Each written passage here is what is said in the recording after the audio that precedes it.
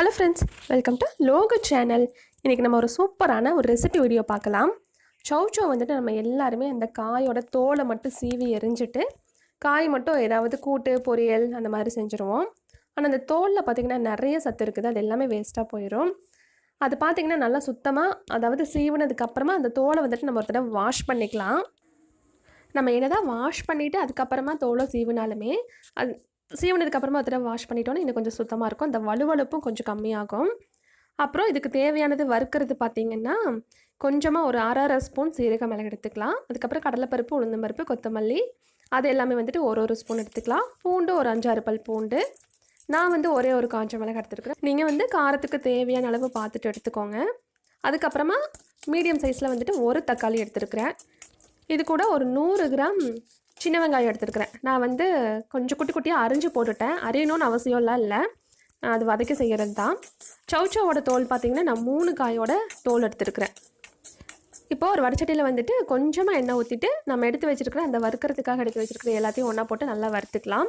ஒரு 3/4 வாசி பதம் வந்த உடனே நம்ம அது கூட வெங்காயத்தையும் சேர்த்திக்கலாம்.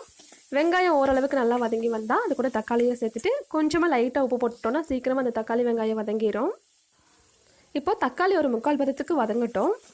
இது கூட வந்துட்டு இந்த ஸ்டேஜ்லேயே உங்களுக்கு மஞ்சள் பொடி தேவைப்பட்டுச்சுன்னா போட்டுக்கலாம். அந்த சௌ சௌவோட தோலுமே பார்த்திங்கன்னா நல்லா வதங்கி வரணும். அதனால் தக்காளி ஒரு பாதி அளவுக்கு மேலே வதங்கின உடனே நம்ம வந்து சௌ சௌவோட தோலும் ஆட் பண்ணிக்கலாம். அது பார்த்திங்கன்னா சௌ சௌ பார்த்திங்கன்னா நல்லா தண்ணி விடும். இந்த தோலுமே பார்த்திங்கன்னா லைட்டாக தண்ணி விடும். ஆனால் அந்த தோல் வேகிற அளவுக்கு தண்ணி வராது. அதனால் நம்ம கொஞ்சம் லைட்டாக வந்துட்டு அந்த தோலெல்லாம் மூழ்கிற அளவுக்கு தண்ணி விட்டுட்டோன்னா அது வெந்து வரதுக்கும் நமக்கு சட்னிக்கு தேவைப்படுற தண்ணிக்கும் சரியாக இருக்கும். நல்லா மூழ்கிற அளவுக்கு ஊற்றும் போது பார்த்திங்கன்னா அந்த தோலும் வெந்துடும். நமக்கு வந்துட்டு சட்னி அரைக்கும் போது கொஞ்சம் லைட்டாக தண்ணி ஆட் பண்ணி அரைப்போம்ல, அதுக்கு வந்துட்டு நம்ம பச்சை தண்ணி ஆட் பண்ண தேவையில்லை. இதுலேயே கொஞ்சமாக தண்ணி இருக்கும்போதே தேங்காய் துருவல் சேர்த்துட்டு ஆற வச்சிட்டோன்னா அந்த தண்ணியவே சேர்த்து நம்ம அரைச்சிக்கலாம். இப்போ இந்த சட்னி ஆர் துவையல் அதுக்கு தேவைப்படுற அளவுக்கு உப்பு சேர்த்துட்டு ஆற வச்சு நல்லா மிக்ஸி ஜாரில் போட்டு அரைச்சிக்கலாம்.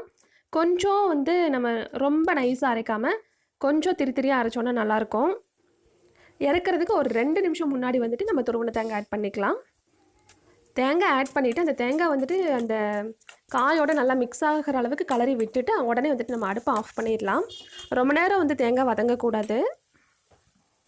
நம்ம கீழே வேஸ்ட்டாக போடுற தோலில் ஒரு பைசா கூட வேஸ்ட் ஆகாமல் நல்லா டேஸ்டியான, அதாவது ஒரு பிரேக்ஃபாஸ்ட் இல்லை டின்னருக்கு, ஒரு டிஃபனுக்கு இல்லை சாதத்துக்கு தேவையான சட்னி வந்துட்டு சூப்பராக கிடச்சிரும்.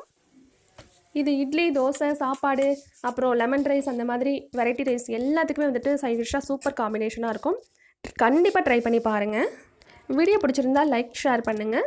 உங்களோட கருத்துக்கள் என்னன்றது கமெண்ட்டில் சொல்லுங்கள்.